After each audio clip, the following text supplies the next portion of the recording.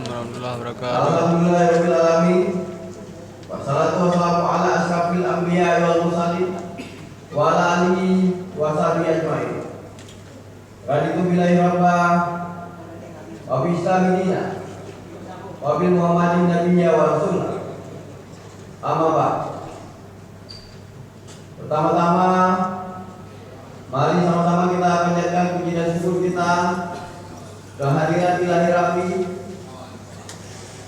telah memberikan kita kekuatan, kesehatan, dan kesempatan sehingga pada hari ini, pada jam ini, kita masih bisa sama-sama berkumpul di sini guna mengikuti masa sidang pertama DPK Kota Banda. Selanjutnya, mari pula sama-sama kita haturkan salawat dan salam pangkuan Nabi Muhammad Sallallahu Alaihi Wasallam telah membawa kita dari alam jahiliyah ke alam penuh kedamaian ini. Yang kami hormati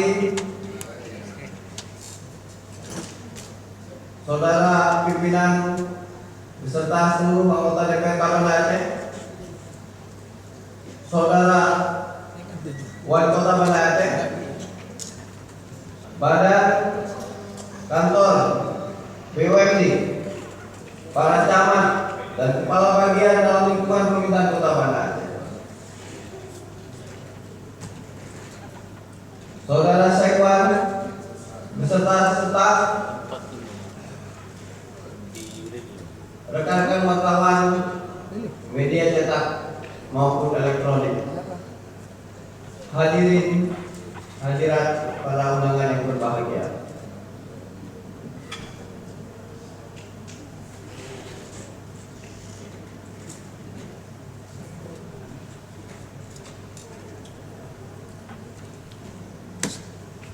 Pada kesempatan ini izinkanlah kami mewakili fraksi Partai Golkar dan PDA menyampaikan pendapat tentang usulan 1. Rencana detail tata ruang RDTR dan peraturan zonasi Kota Banda Aceh tahun 2016-2029. 2. Pemerintahan mungkin.